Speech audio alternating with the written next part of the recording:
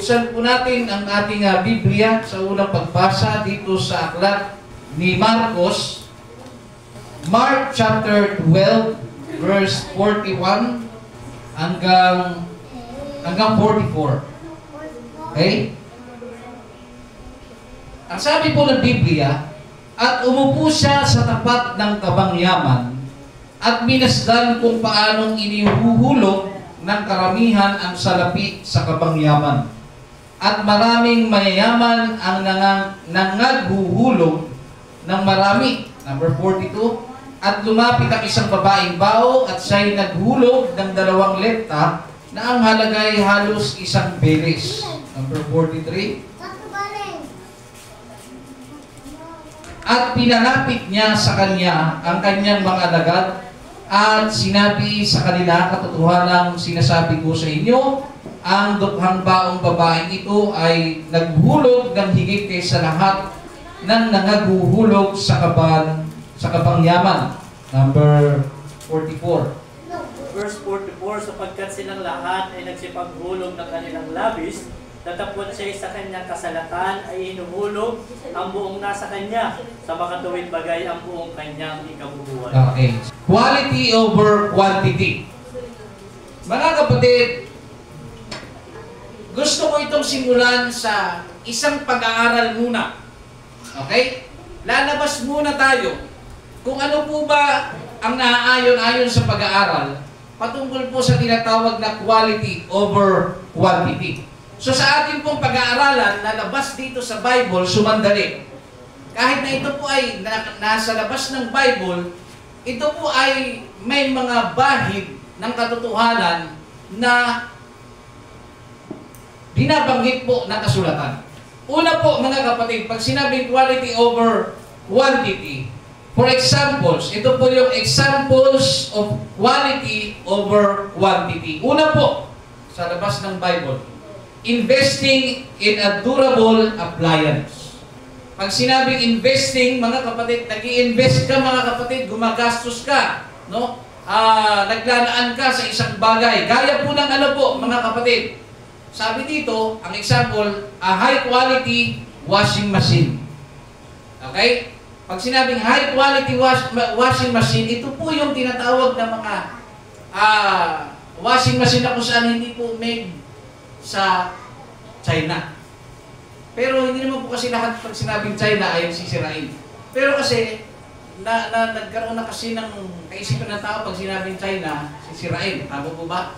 Ngayon, dito tayo sa madalas po nilang ibinibida, yung mga branded, no? Pag sinabing branded, no? Ito po ay mataas ang presyo. Tama po ba? Mataas. At ang sabi dito ay a high quality washing machine might cost more upfront, but it's likely to last longer than a cheap one, saving money and hassle in the long run. Ibig sabihin, mga kapatid, kapag ikaw ay bibili, kung may pera ka lang din naman, no, bibili ka ng isang bagay na mamahalin. Hindi dahil gusto mo magyabang, kundi alam mo na yung mamahalin na yun po ay may quality. Tama po ba? Quality. At pag sinabing quality over quantity, ito po ang meaning. Quality over quantity. Ito po ay ito po ay nangangahulugan ng pagbibigay prioridad sa kahusayan at halaga kaysa sa pagkakaroon lang ng malaking halaga ng isang bagay.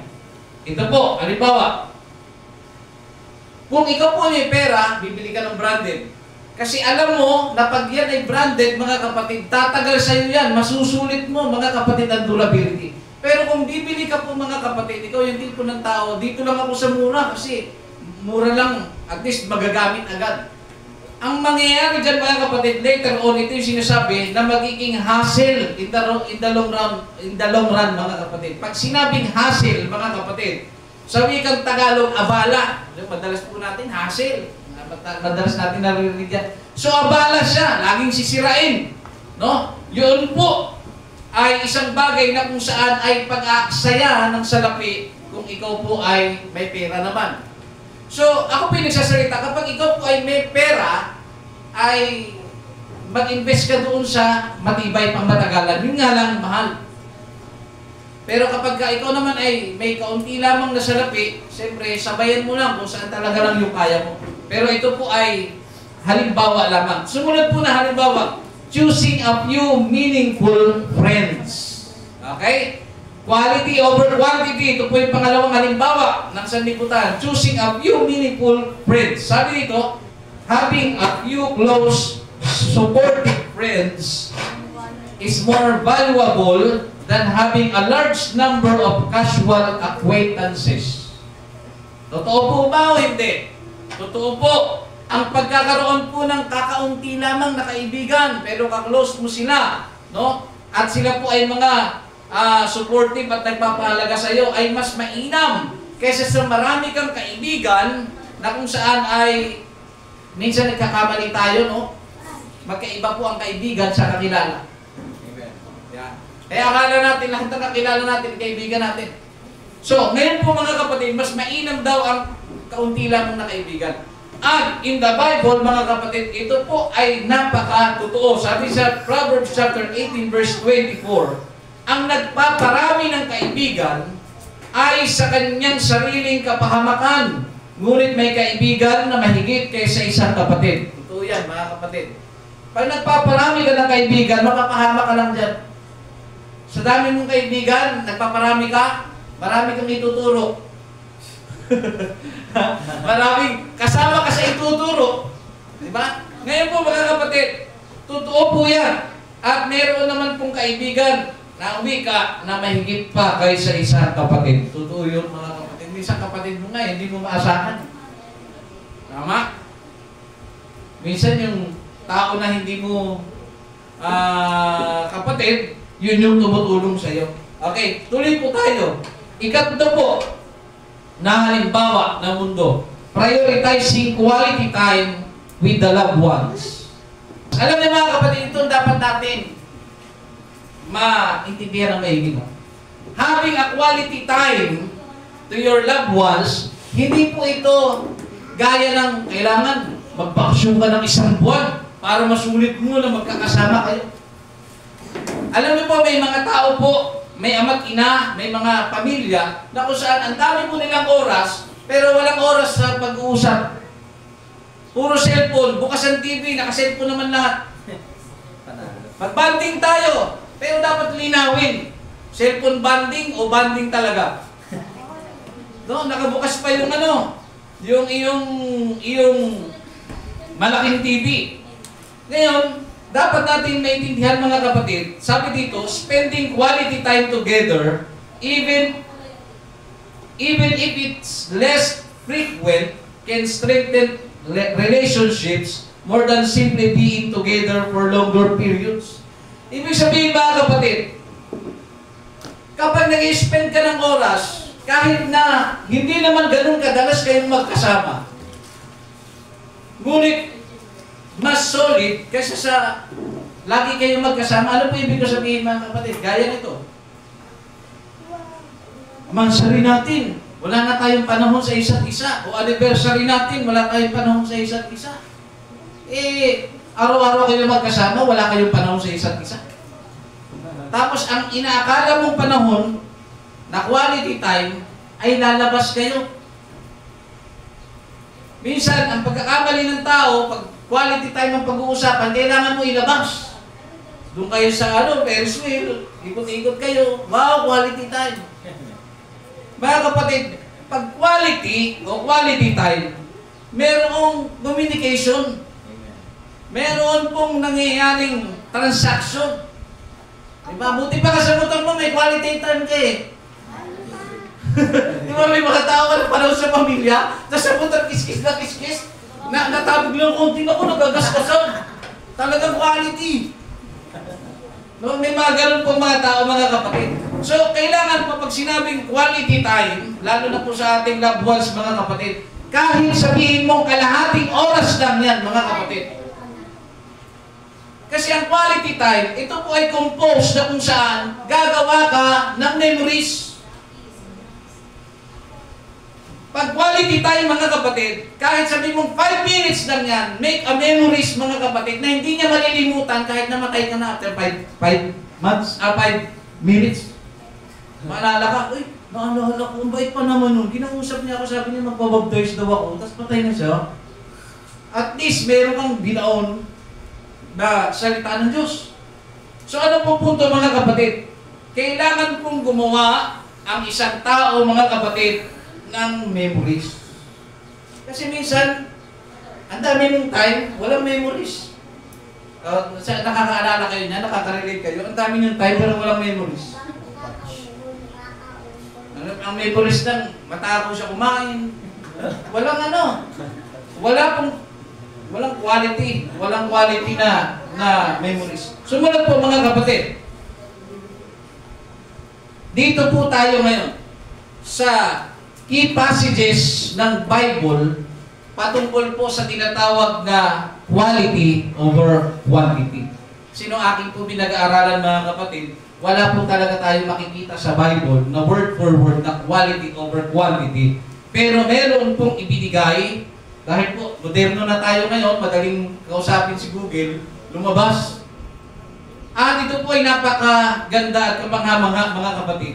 Wala man ang word na quality over quantity, pero meron pong passages o key passages mga kapatid ang Bible, at meron po tayong 4 na nakita rito na siya kapupulutan po natin bago tayo pumasok doon sa ating teksto patungkol po sa babaeng bao na nagbigay ng kanyang buhay kabubuhay, sabi ng Bible. Una po, sa key passages mga kapatid ng quality over quantity ay yung tinatawag po na salvation. Spiritual na po tayo mga kapatid na iniwan na natin kanina yung pagsanlibutan mga kapatid na pag-aaral.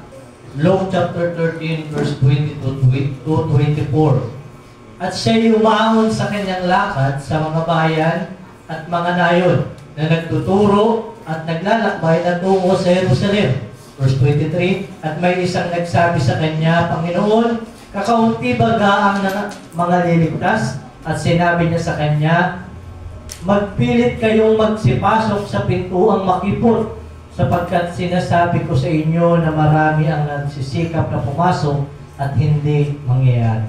Okay, meron po dyan nagsabi, may nagsabi dyan na kumbaga sa maiksing pananalita, may maliligtas ba? Sabi niyan, magpilit kayong pumasok. So sinasabi ng Panginoong Jesus, magpilit kayong pumasok. Sapagkat meron pong mga taong magsisipagpilit pumasok, ngunit hindi po sila makakapasok. Okay? Ibig sabihin, pagdating po sa salvation, mga kapatid, hindi po lahat ng tao ay maliligtas. Naniniwala ba kayo doon mga kapatid? Amen. Bagamat ang sabi ng Biblia, hindi niya ibig, sabi ng Biblia, hindi niya ibig na ang lahat ay mapahamak, kundi magkaroon ng buhay na walang hanggan. Bagamat ganun po mga kapatid, meron talagang mga tao na kahit anong pilit, hindi talaga makakapasok. Bakit mga kapatid? Ang kanyang paglilingkod ay hindi po quality. Marami pong tao mga kapatid na naglilingkod sa Panginoon pero hindi po quality. At marami po sa pumapasok sa simbahan, hindi po lahat ng kaluluwang pumapasok sa simbahan ay quality. Mas marami quantity. Pag sinabing quantity, bilang lang. So, sa maraming pumapasok mga kapatid, ilan lang po ang nakakapasa.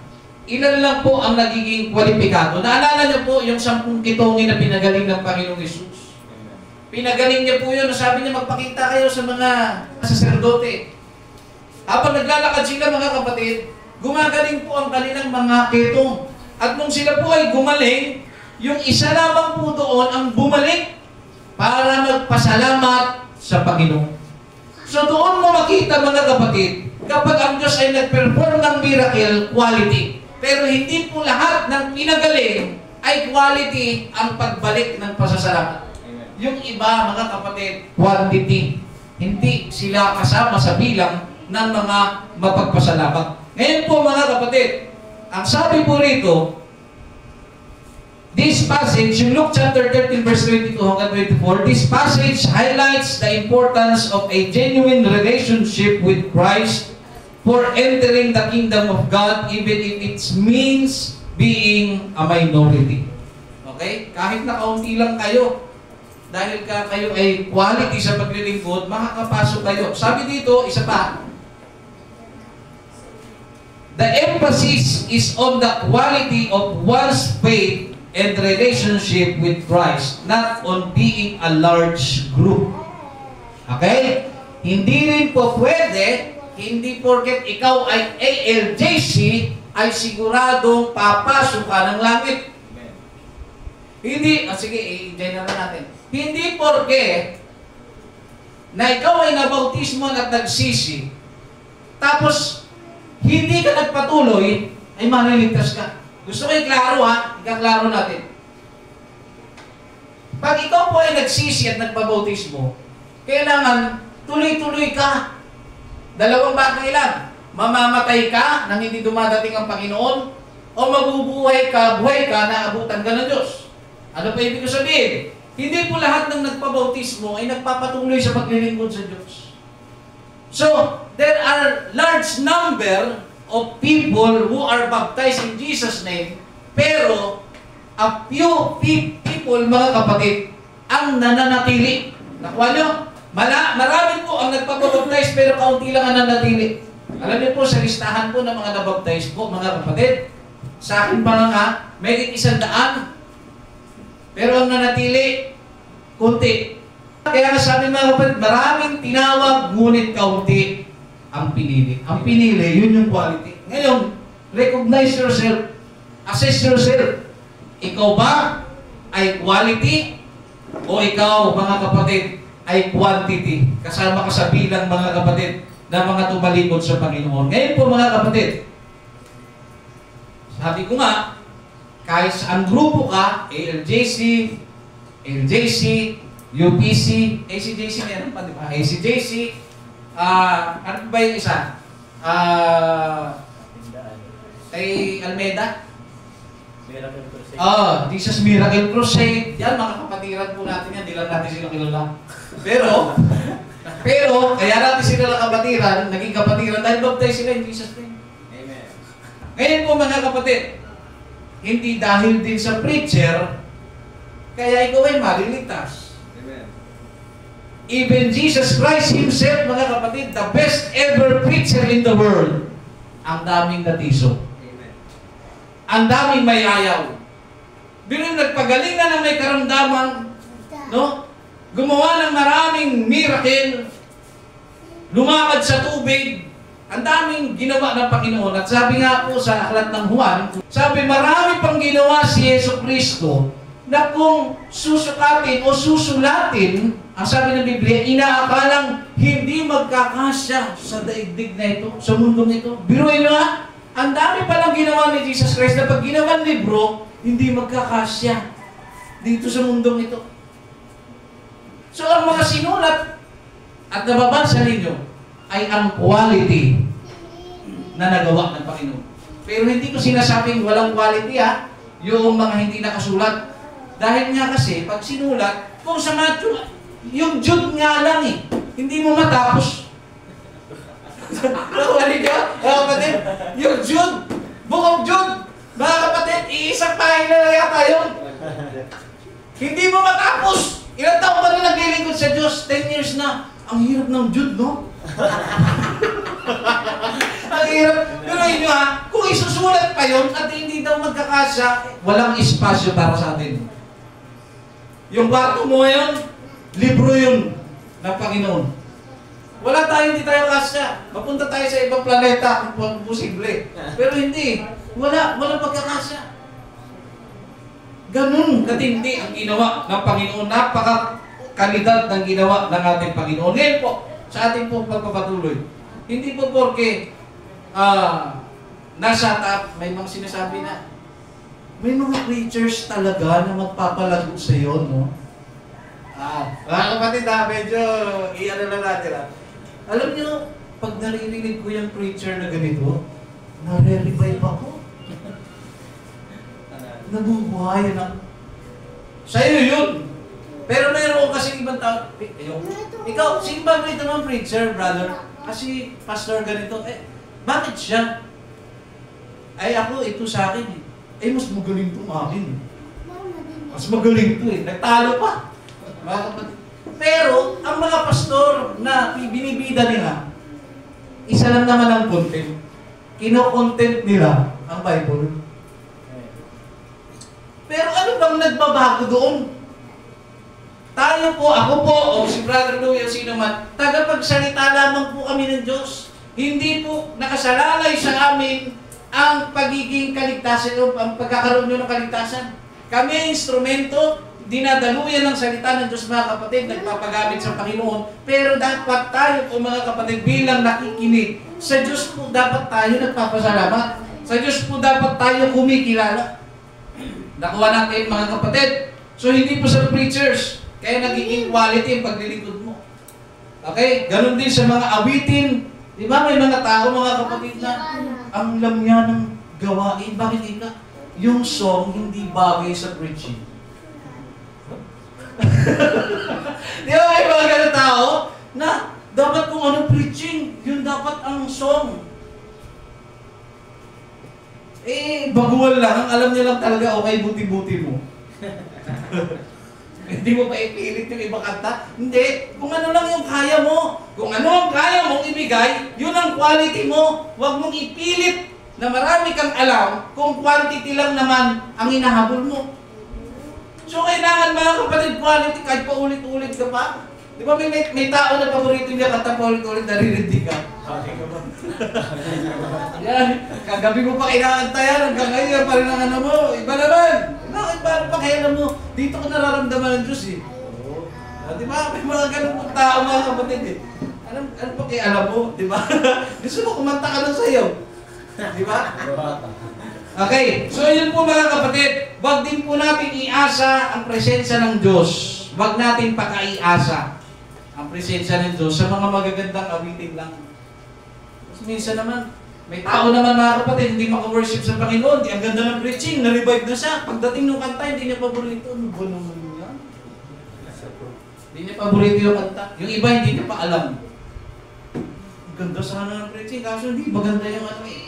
Sa totoo lang mga kapatid, hindi lang talaga tayo magandang tumanggap ng mga tao. Ano? Kasi ginagawa natin yan sa Panginoon, hindi naman yan ano eh. Hindi naman yan kinakanta para sa iyo eh. Hindi naman yan pinagpaplano, hindi basag na basag si brother. Ito yung paborito niya kanta eh. Ito yung practice natin. Para mag-revive siya. Mga kapatid, hindi po yun. Hindi po ganun ang patungkol. Pagdating, hindi po sa iyo hindi po patungkol sa iyo ang paglilingkod sa ating Panginoon. Sumunod po mga kapatid. Number 2 na passages ay yung tinatawag mo na prayer. Matthew chapter 6 verse 7. At sa pananalangin ninyo ay huwag ninyong gamitin ang walang kabuluhang paulit-ulit na gaya na ginagawa ng mga hintil, sapagkat iniisip nilang dahil sa kanilang maraming kasasalita ay didinggin sila. Si Jesus po ay nagturo na huwag daw tayong manalangin gaya ng mga hintil. Alam niyo po ba kung sino ang hintil? Hintil po tayo. Tayo po yung hintil. May mga panalangin din tayo paulit-ulit gaya ng ano? Aba, Ginoo Maria, napupuno ka ng grasya. Paulit-ulit.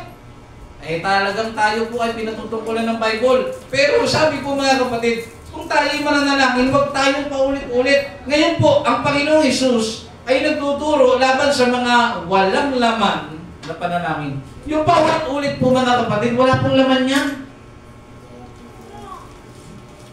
Sabi nga nung isang preacher na napakinggan ko, dadasal ka, aba Ginoo Maria, napupunan ka ng grasya. Bakit hindi ba alam ni Maria na puno siya ng grasya? At uulitin mo pa, alam niya yun. Ulit-ulitin mo pa. Ngayon po mga kapatid, huwag daw tayong mananalangin ng paulit-ulit na walang kabuluhan. Kasi may paulit-ulit pong may kabuluhan eh. Halimbawa, ang papa mo may sakit, Panginoon, pagalingin mo ang tatay ko. Tapos ang pagkakaintindi mo, may paulit-ulit ako, baka hindi na ako dinggin ng Diyos. Hindi po yung gano'n. May laman kasi yun, gusto mo ng healing eh. So, ang sinasabing walang kabuluhan, alam mo yung nagsasalita ka na alam naman ng Diyos. Gaya nung kay Maria nga, Baginoon Maria, napupuno ka ng grasya. Ang dami mong pasikot-sikot, walang laman. Okay? Ano pong ibig sabihin mga kapatid? Ang sabi dito, make a quality prayer by heart. Quality prayer. At saka alam niyo po mga kapatid, gusto ko lang pong i-refresh ang isip natin about sa prayer. Marami po tayo, alam ko marami kayong nasasaksihan na kung manalangin niya nito. Yan po natin si Brother Dan ko naman. Example lang.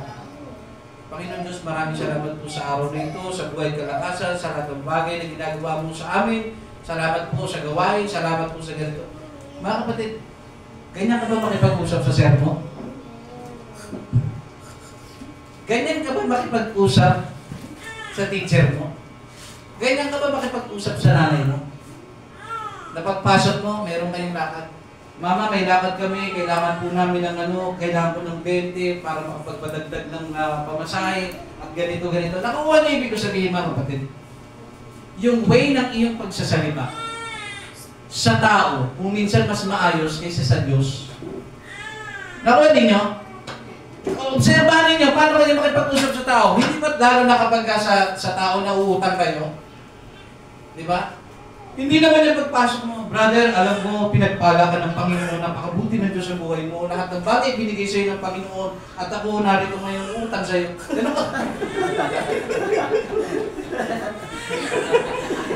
Napansin nyo, mga kapatid, napansin ninyo kung paano manalangin ang tao pag binibigay sa ng mikropono mo? Di ba? Sa opera, Panginoon, maraming po salamat sa'yo. Hindi ko sinasabing masama yun. Pero, make a quality prayer. Maliligo ka nga lang sa babae, minsan atras abante ka eh. Di ba? Ako ngayon ay naniligo sa iyo. Gusto talaga kita. Magmula ng bata pa tayo, ikaw lang talaga nasa puso ko. Ganun na, ganun ka ba mga kapatid magsalita? Hindi. Alam niyo mga kapatid, gusto pong ituro sa atin ang tamang pakikipag-usap sa Panginoon. Okay? Inulit ko, hindi ko po sinasabing mali, pero dapat gawin nating mas quality. Pag binibigyan ka ng mikropono para mag-lead, even sa iyong private prayer, mga kapatid, makipag-usap ka ng isang anak, bilang isang anak sa iyong ama sa langit. Nakuha ninyo? Na merong feelings may quality. Hindi yung pagod na pagod ka galing trabaho, inaantok ka na, nirat-rat mo, Panginoon, maraming salamat sa lahat ng biyaya, pagpapala, lahat. Mga kapatid, walang feelings doon.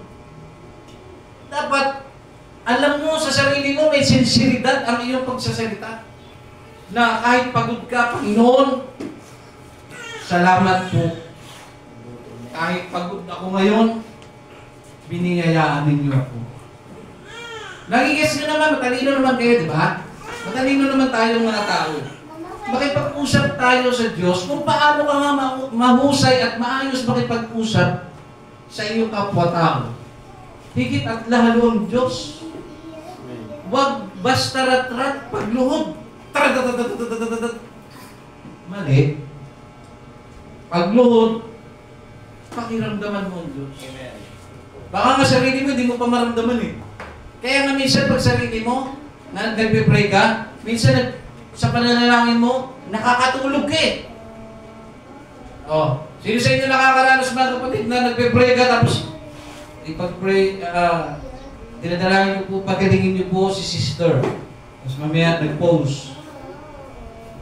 Mamaya nahihirapan siya i-recover.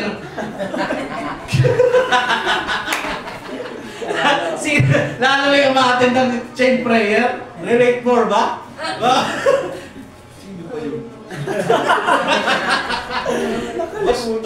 Basta babae yun eh. Panginoon, medyo nawala sa isip ko, pasensya na. Kayo ba na? Kapatid, kailangan nasaan kayo. Dapat paglanap, alam niyo mga kapatid, isa sa natutunan ko. Na, alam niyo kahit matatagal na tayo sa pananampalataya, hindi tayo talagang medyo antukin ka eh. Pero kapag alam mong ginagawa mo, talagang hindi ka muna bibira agad eh. Talagang pakikiramdaman mo kung gising ka talaga. Diba? Tsaka kung ngayon mag-salita. Yun. Iwasan natin mga kapatid. Hindi ko sinasabing masama yun. Pero ito po kasi tinuturo ng Bible is quality. No? Quality over quantity. May mga tao po na ganito, no? sisilip alas 6 umaga. Ang intention lang niya kung gaano siya katagal mag-pray. May mga ganun pong tao ako dito alas 6. Kahit wala rin siyang nabibigang prayer, ipigain niya talaga dahil gusto niya pahabain. Tapos pagtingin, wow, Rosietti, naka-isang oras akong prayer. Pastor, achievement. Eto ngayon ang tanong, quality ba? Ha? Quality. Pero may isang oras ka nakipag-usap sa Panginoon, ang pinag-pray mo lang yung business mo, ikaw lang. Mga kapatid, may quality po ba doon mga kapatid? Ang daming tao na nangangailangan ng prayer mo. Yung business mo lang ang inuna mo. Okay? So kailangan quality. Meron naman tao, sobrang dami na pinagsasabay sa Panginoon. Pero pag tinanong mo sino-sino mga pinanay mo, hindi ko matanda din. Mga kapatid. So kailangan mga kapatid sa ating paglapit sa Panginoon, kailangan quality po ang ating panalangin. Quality po ang ating mga sinasabi. Sumunod po, halimbawa, yung obedience. Sabi sa 1 Samuel chapter 15, verse 22. At sinabi ni Samuel, nagtataglay kaya ang Panginoon ng napakadakilang pagkagawa sa mga handog na susunugin at sa mga hain na gaya sa pagsunod ng tinig ng Panginoon? Narito, ang pagsunod ay maigi kaysa hain at ang pagdinig kaysa taba ng mga tupang lalaki. Okay. Ang sabi po, sabi dito, ang 1 Samuel chapter 15 verse 22. This verse emphasizes the importance of listening to and following God's commands over offering sacrifices. So may dalawang bagay po tayong dapat na mapuna dito na natutuwa ang Diyos sa isang taong nakikinig. At pagkatapos po niyang makinig, ay sumusunod. Okay? So ang pakikinig at pagsunod ay napaka-importante sa Panginoon kaysa maghandog ka ng kung ano-ano. Kahit maghandog ka ng bagong drums, ng bagong gitara, lahat yan mga kapatid.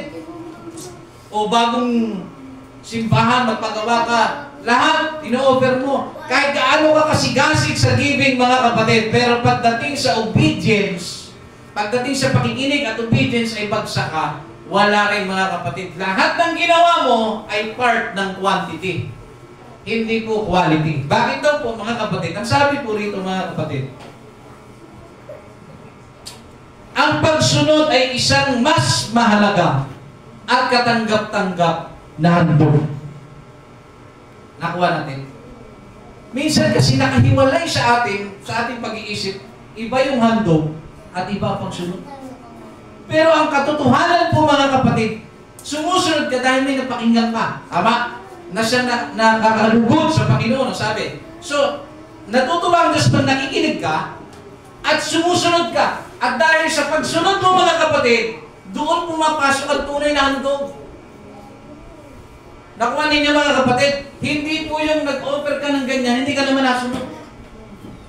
Iba po yun. Kaysa sa napakinggan mo yung salita ng Diyos na gumawa ng mabuti, nung napakinggan mo, sumunod ka, nag-offer ka ngayon. Hindi ba pwede mga kapatid mauna ang offer? Kailangan mauna ang pakinig at ang pagsunod bago ka mag-offer. Kasi labas sa pakikinig at pagsunod, pag lumabas ka doon at puro ka lang offer, walang mangyayari sa'yo.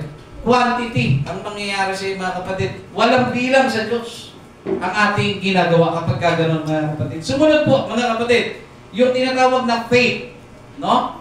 Key passages, isa po sa key passages ng quality over quantity ay yung tinatawag na pananampalataya. Ang sabi sa Hebrews chapter 11 verse 7. Sa pananampalataya ni Noe, nang paunawaan ng Diyos tungkol sa mga bagay na hindi pa nakikita, dala ng banal na takot, ay naghanda ng isang daong sa ikaliligtas ng kanyang sambahayan, na sa pamamagitan nito ay hinatulan niya ang sanglibutan at naging tagapagmana ng katwiran na ayon sa pananampalataya. Okay. Ito po mga kapatid ay istorya ni Noah. Alam niyo po ang istorya ni Noah? Tama po ba? Si Noah, ang kanyang asawa, ang tatlo niyang anak, at ang tatlong asawa ng kanyang anak. So 8 po yun sila. Ngayon po, sa istorya na yan mga kapatid, tandaan po natin na 8 tao lang po ang naligtas sa panahon po ng baha. At kung atin po itong titingnan bilang mga tao, tayo pong mga tao, pag meron po tayong mga ginawa, napundar, o mga, basta marami kang natipon sa buhay mo. Hindi po ba pag oras ng paglilinis, minsan kahit na basura na, ayaw mo pa rin itapon? Tama? Bakit ba ayaw mo pa itapon? Kahit excuse siya, mahal mo siya. Hindi. Basura na yan eh. Ibasura mo na yan. Hindi. Hindi mo alam ang nararamdaman mo. Sa part nung gusto magtapon, walang halaga yun. Pero sa part noong may bahagi sa memories na yun, mga kapatid, sa memory na yun, hindi na yun kaya i-let go. Pero ito po ang pagkakaiba ng tao sa Diyos. Ang tao, hirap i-let go ang isang bagay kahit hindi na mabuti. Iwanan mo na yan. Mapapasama ka dyan, drug addict yan. Hindi, mahal ko siya. Di ba? Iwanan mo na yan. Hindi, magsasama kami habang buhay. Ayun, parehas na sila lubugan pa ka. Nakawa na convert. Iniwan ang paglilingkod sa Diyos. Ayun, naging drug lord.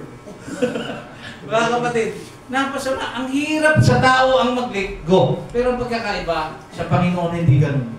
Ang dami na pong tao nun ha. Pero sa dami ng tao, hindi lahat quality na kumikilala sa Kanya. A large quantity, mga kapatid, ang hindi kumikilala sa ating Panginoon. Ano po nangyari? Ang tao, kinikip niya. Pero ang Panginoon, pinarusahan. Magpaparusa na dapat siya ng manawakang pagbaha. Ngunit nakita niya ang kaisa-isang tao na si Noah. Quantity.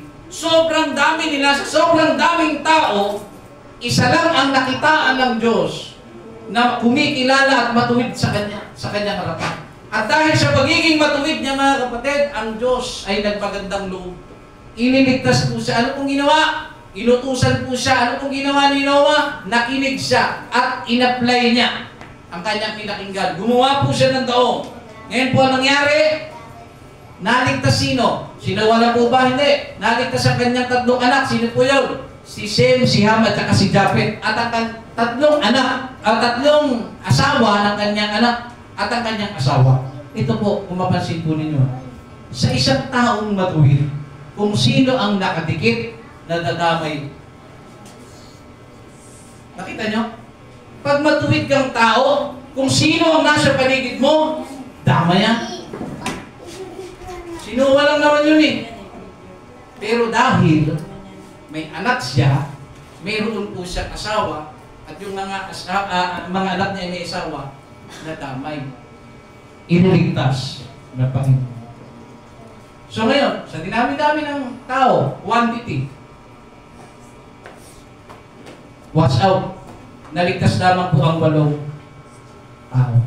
Sa pamamagitan ng Sa pamamagitan ng pananampalataya ni Noah. Naniwala siya. Kasi kung hindi po siya nanampalataya at hindi po siya naniwala sa Panginoon, hindi yan gagawa ng arka. Amen. Biruin nyo ha, never pa sa history nagkaroon ng malaking baha, ni sa isip niya ay believe. Hindi niya ini-expect o hindi niya naisasalarawan kung ano ang baha. Kasi never pang nagbaha nung araw na yun, nung mga panahon ni Noah. Hindi mo alam yun. At pag ikaw ay isang tao na inosente sa isang bagay, hindi mo alam yun. Halimbawa, hindi ka pa nakakakita ng parachute. No? Halimbawa, sinabi sa'yo na, bibilang kita ng parachute. Sabi ng papa mo, laruan ng parachute. Yay! Ano yun?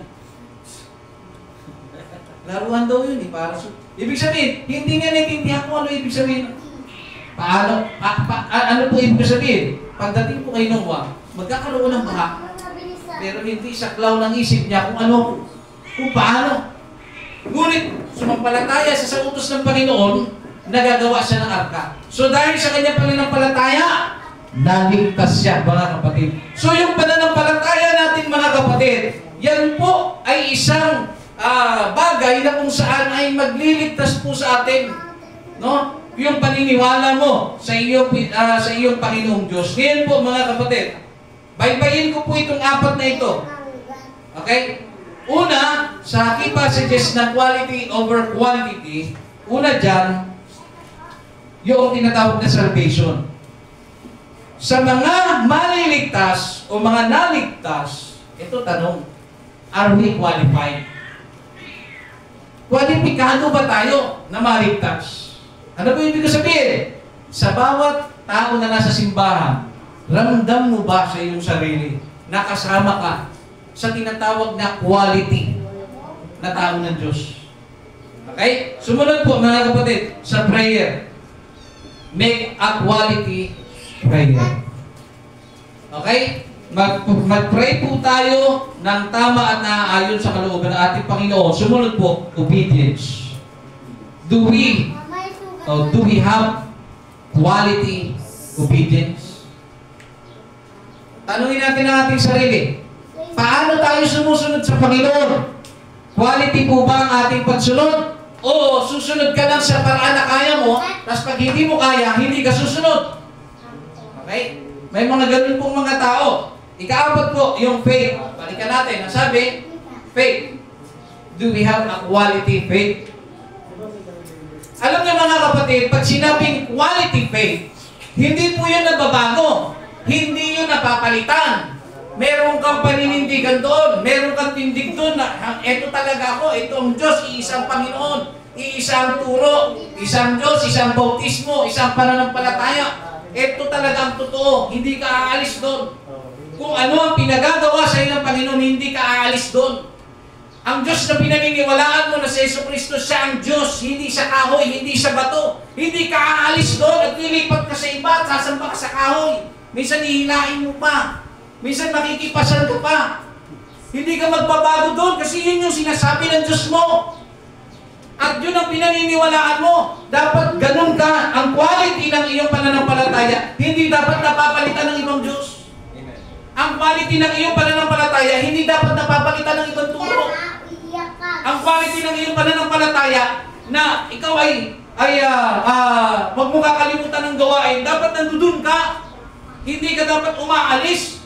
No? Na kapag meron kang dinadamdam, nasaktan ka, nahihirapan ka, nalulungkot ka, o na-discourage ka sa simbahan na iyong sinisimbahan, aalis ka ngayon, pupunta ka sa ibang simbahan, tingin mo kaya quality?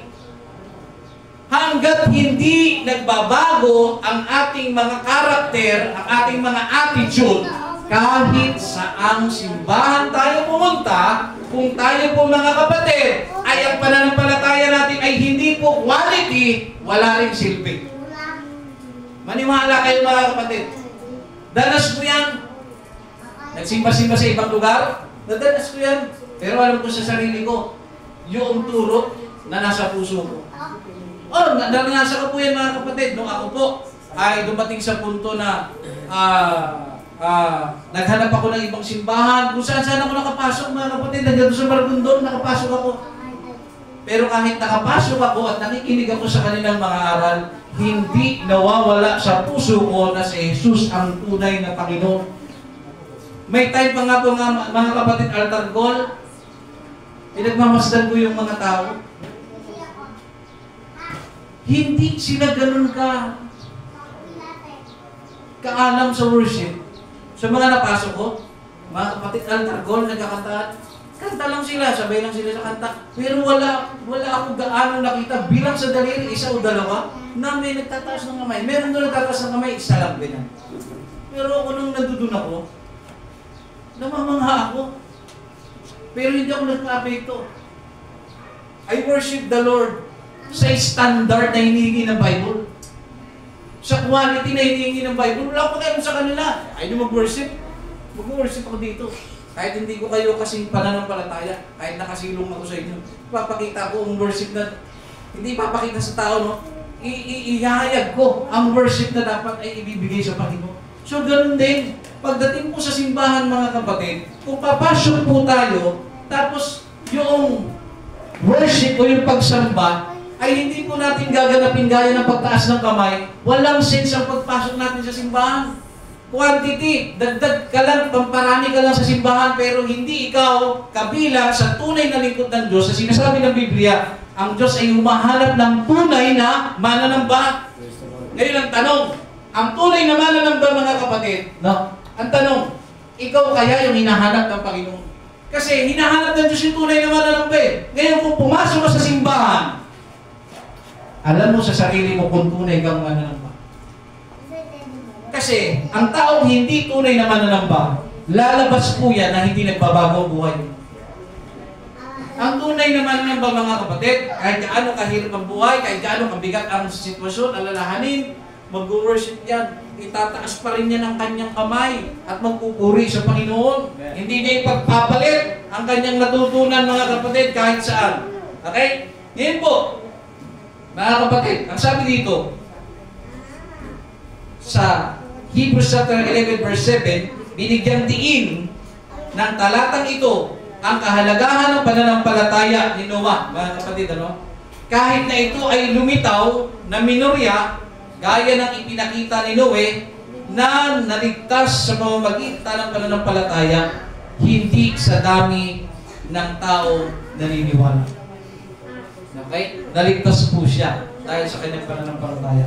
Kanina, pinag-aralan po natin outside the Bible, ano po ba ang quality over quantity? Sumunod naman po, pinag-aralan natin ang mga key passages sa Bible na tumutukoy po ng quality over quantity.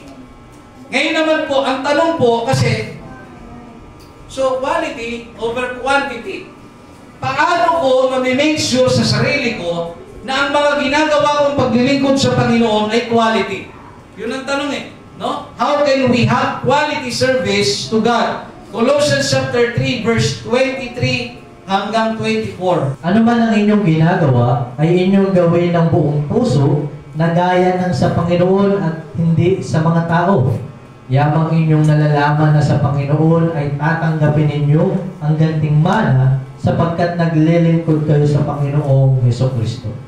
Alam niyo po, mga kapatid, ano? Pansinin niyo po, ano mang inyong ginagawa ay inyong gawin ng buong puso. Hindi sinabi ng buong kaya.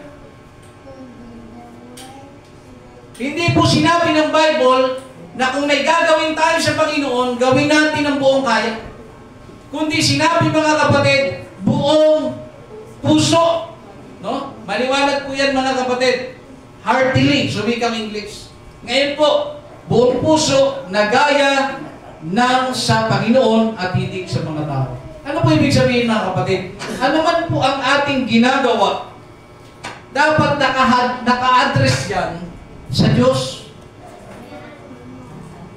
Hindi po sa sariling interes, gaya ng pinapangalan ni Brother Louie kanina, bumabait ang mga politiko kapag magbobotohan. Nagbibigay ng ayuda. Hindi ba't sinasabi, kayo nang bahala, huwag niyo makalimutan, Konsi. Huwag niyo kakalimutan, mayor ganito. No?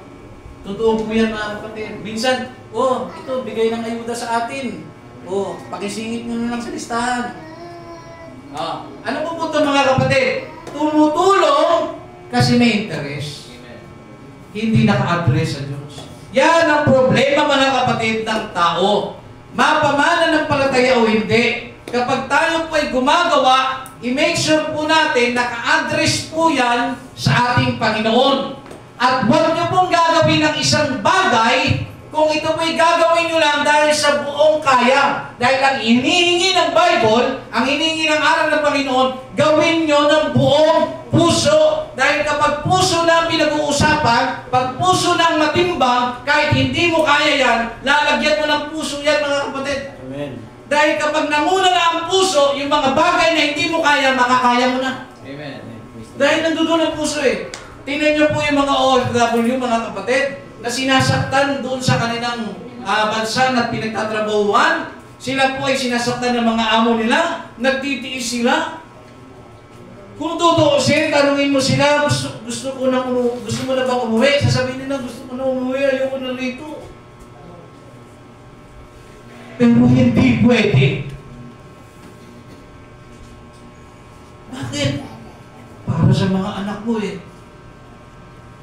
Gusto kong makatapos ang anak ko. Gusto kong mabigyan ng magandang buhay ang anak ko. Tinitiis nila mga kapatid ang lahat ng pigati, lahat mga kapatid ng sakit na pananakit. Tinitiis po nila dahil alam nila kung bakit sila nagtitiis. Alam nila kung bakit nila ginagawa ang isang bagay na yun. Alam nila kung bakit sila nagtatagal doon. Kahit hirap na sila. Bakit sila nagtatagal? Dahil naka-address sa kanilang mga anak.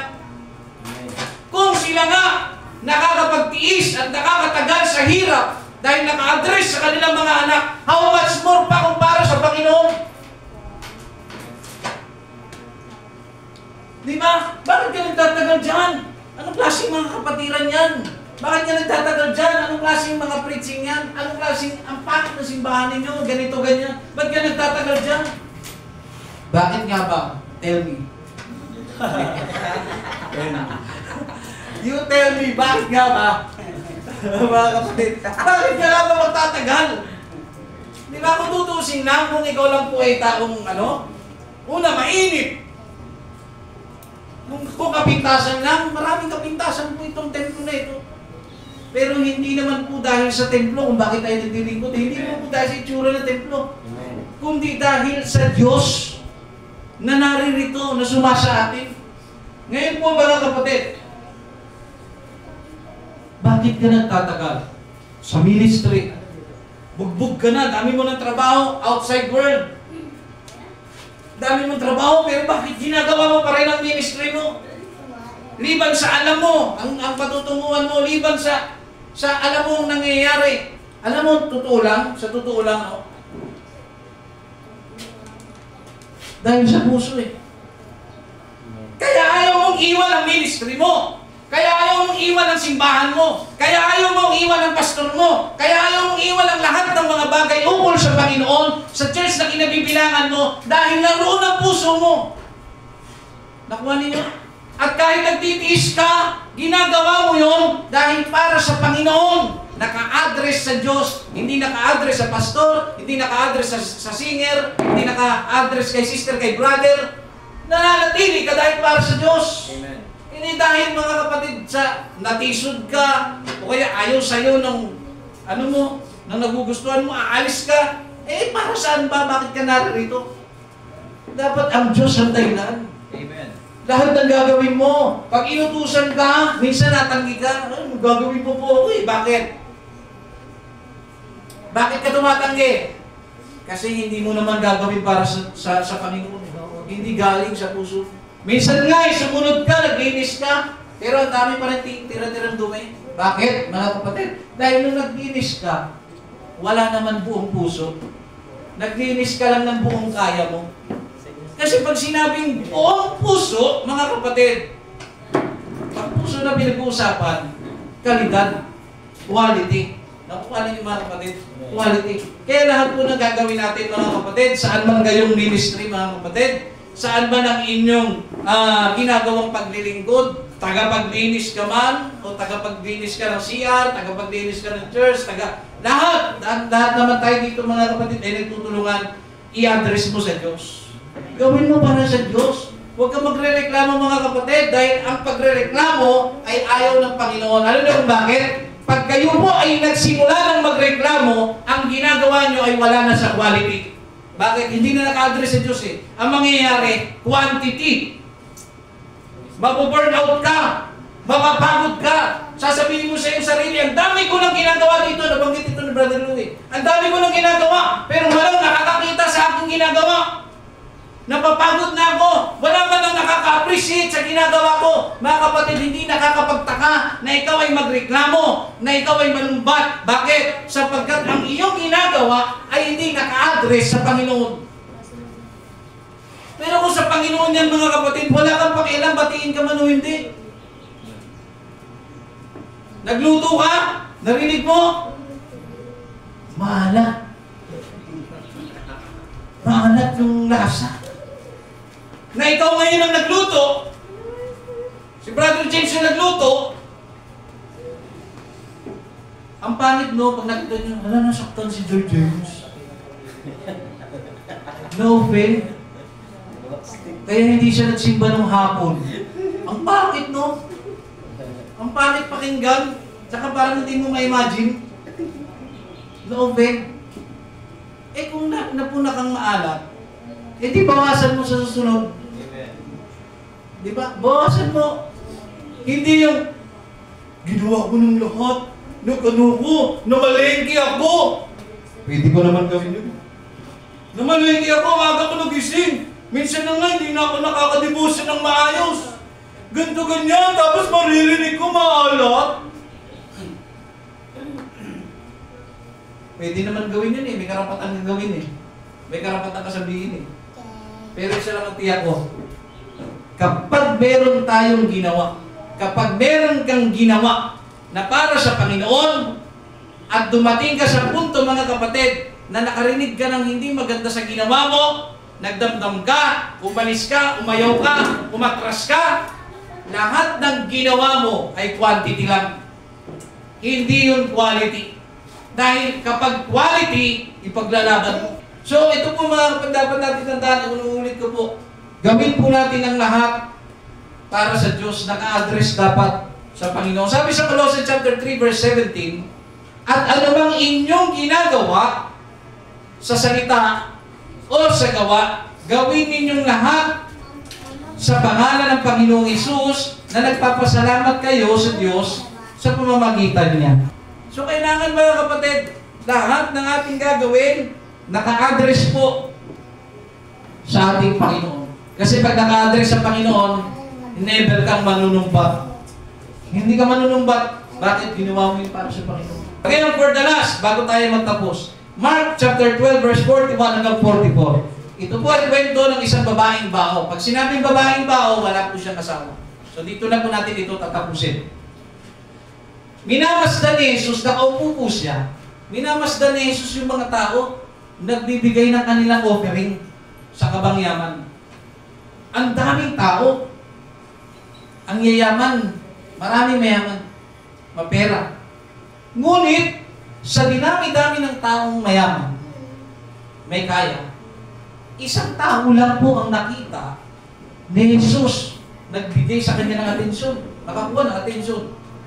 At nung nakita niya yung babaeng bao, alam niyo po ginawa ng babaeng bao? Nagbigay po siya ng pera na kung saan sa ating panahon ay hindi naman po mabibili. Sobrang liit lang talaga. At ang wika ng Biblia, yung binigay ng babae, yun na po ang huli. Last na po yun. Wala na talaga siya kahit na ano natitira. Yun lang talaga. At yun, yung bagay na yun, hindi pa makakabili ng ano yun, ng malaki yan. Talagang maliit na pera lang yun. Ngayon po nung inihulog niya, ang sabi ng Biblia, nakita ni Jesus, pinagmamasdan ni Jesus. At ang sabi niya, sabi ng Biblia, tinawag niya ang kanyang mga alagad. Okay? I-paraphrase natin para ma-visualize natin. Halika kayo dito, mga kapatid. Nakita niyo ba yung babaeng bao na naghulog? Nakita niyo eh. Sabi niya, ang babaeng baong ito ay nagbigay ng mas higit kaysa sa ibinigay ng mga tao sa paligid niya. Dahil yung mga taong nagbigay ay labis lang sa kanilang bulsa. Ibig sabihin, hindi naman talaga nila kailangan kasi nga mayaman sila eh. Parang kumbaga, dumukot lang, nagandog. Pero sabi ng Biblia, ang babaeng baong ito ay nagbigay ng buo niyang ikabubuhay. Pagkatapos nun, wala na po siya kakainin. Yun lang. Ano po ang pinapakita ng Biblia ito mga kapatid? Ng salita ng Diyos. Ang sabi ng Biblia, minamasdan ng Panginoon yung babae. Sa atin po mga kapatid dito, alam niyo po ba, pag naghahandog tayo, wala na sa pagkakatawang tao si Jesus. Pero do you believe, binagmamasdan kayo ng Diyos kung paano kayo naghahandog? Amen. Paano kayo maghandog? Sumunod mga kapatid. Sa pagiging mahirap niya, nagbigay siya ng standard. Ibig sabihin, nagbigay siya ng quality na pagbibigay base sa kanyang katayuan sa buhay. Nagets nyo? Base sa kanyang pagiging mahirap, ibinigay niya ang pinaka-quality para sa Panginoon at hindi quantity. Ibinigay niya. Ganun sana ang ating matutunan, mga kapatid. Pare-parehas tayo, marami sa atin mahirap. Pero wag natin hayaan na ang kahirapan ang pumipigil sa atin para magbigay lang ng quantity sa Diyos. Kasi meron pong tao mga kapatid na, ito lang ibibigay ko kasi wala na kaming makain. Hindi po ganun yun. In-encourage tayo ng Diyos mga kapatid. Sa pagiging mahirap natin, tiyakin natin na ang inihahandog natin sa Diyos, quality. Amen. Hindi lang din yung tira. Hindi lang din yung pinagsuklian ng suka. Ay, ito, okay na to. Sabi naman iniibig ng Diyos na nagbibigay ng masaya, masaya ako dito sa piso na binigay ko. Hindi po ako nanghahamak sa nagbigay at kung magkano ang ibinigay. Ang pinapoint out mga kapatid ng aral ng ating Panginoon sa pagiging mahirap natin, ibigay natin ang standard. Ibigay natin ang quality. Amen. Na maramdaman ng Diyos. Na kung nasa langit siya, mamasdan ka niya. Makita ka niya. At kung ikaw naman po ay nasa kasaganahan, nakatayo lang iyong buhay, magbigay ka ayon sa kasaganahan na meron ka. Hindi yung labis na. Kasi alam niyo po yung mga mayayaman, sabi dyan, di ba? Nagbigay sila ng labis lang nila. Pero kung yung mayaman ay nagbigay, base sa kanilang puso, acceptable yun eh. Magiging acceptable po yun. Hindi po yun magiging bahagi ng quantity o bilang lang. Wala sa standard. So anong punto mga kapatid? Mahirap lang ang papaboran ng Diyos? Hindi naman po yun gano'n. Ang pinupunto dito, sabi nga ng aral, di ba? Lahat ng inyong gagawin, gawin nyo ng buong puso para sa Panginoon. Ang babae, ibinigay ang lahat, puso ang ginamit. Ang mga mayayaman, ano pong pinairal? Anong ginamit? Bulsa. Labis lang. Puso po ang ginagamit. So ganun po mga kapatid, dapat tayo maghandog sa ating Panginoong Diyos. At sa kabuuan ng aral na ito, para tapusin po ang aral na ito, quality over quantity mga kapatid. Hindi lamang po ito patungkol sa pagbibigay. Patungkol to sa kung ano ka sa paglilingkod sa Panginoon. Kamusta ka? Kamusta ang buhay mo? Pagkatapos ng gawain ito, lalabas ka. Kamusta kang Kristiyano? Babalik ka ba ulit sa dati mong pamumuhay? O gusto mo nang magbago? Gusto mo nang magtuloy-tuloy sa pagbabago? Mga kapatid, how I wish pagdating ng Panginoon, maramdaman tayo ng Diyos, bahagi ng quality sa rapture. Kasi nung panahon po ni Noah, ang daming tao ang namatay dahil hindi po sila bahagi ng quality, kundi bahagi sila ng quantity, bilang lang, pamparami, pero hindi po sila kwalipikado. Eh sa oras na ito mga kapatid, anuman ang ating mga pinagdadaanan sa buhay, magkaroon tayo ng quality na service sa Diyos. Quality. At gusto ko po itong iwanan sa inyo ngayon. Huwag ka lang magtatrabaho o gagawa para sa Panginoon kung gagawin mo lang yan ang buong kaya. Huwag kang gagawa sa Panginoon kung hindi mo gagamitan ng puso. Bakit? Masasayang lang lahat ng ginagawa mo. Bakit? Ang Diyos po hinahanap niya puso. Puso. Pag naghandog ka, puso.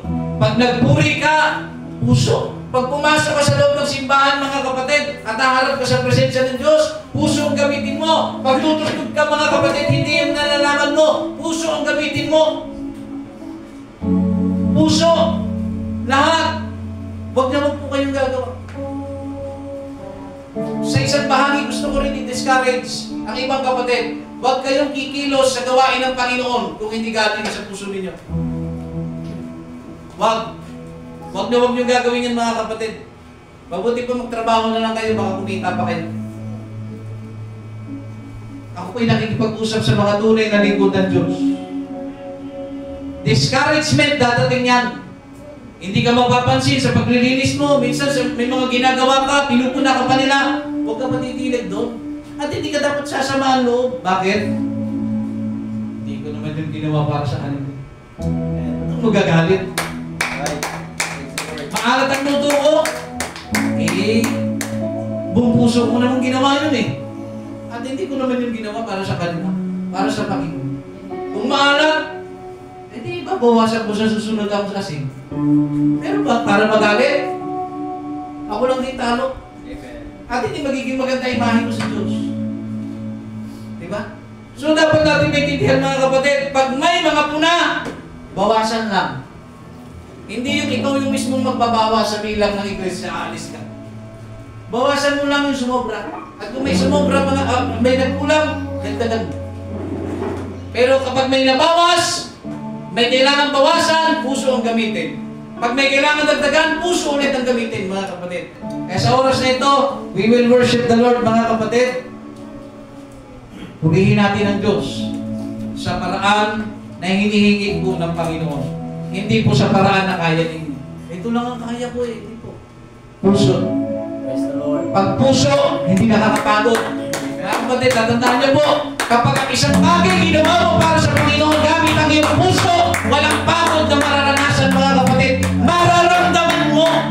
Pero hindi dahilan para isuko mo. Hindi dahilan para umalis ka. Hindi dahilan, mga kapatid, para wag mong gawin. Kundi dahil na puso ang nagsusustain ng pagkilos mo, gagawa. As long as nagpapag ang puso mo, nagpapag yan para sa Diyos.